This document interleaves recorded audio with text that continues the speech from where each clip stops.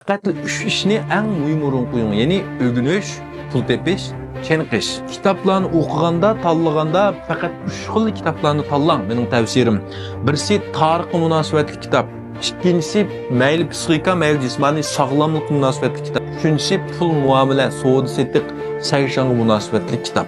3 xil odamlarni o'rganing, ularga ergishing. Birinchisi sizning ko'p iqtidorlar, ikkinchisi ideyasi intayin ilg'or ijroqni ko'rar. Uchinchisi ijro qilish kuchi intayin kuchli. Bu 3 odamdan chuqur o'rganing. Yana 3 xil kishilarga noiti ishining. Ya'ni siz bearam bo'lganda, ko'ngil yerim bo'lganda, siz bilan sirdoshgan, ko'nglingizni olgan kishilarga. Ikkinchisi g'urbatchilik, farzga bo'g'ilib ketgan shundaq vaqtda sizga yordam qilgan kishilarga.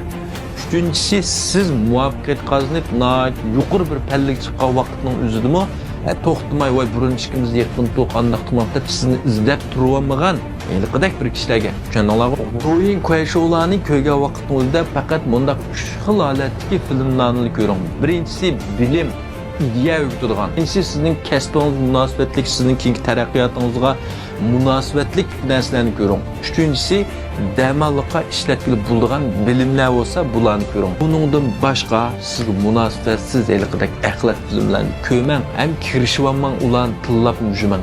Ulanı biz qanç kömsək, laqiqi basaq, ötküz basaq, barbara undaqla azıydı, barbara yoqaydı.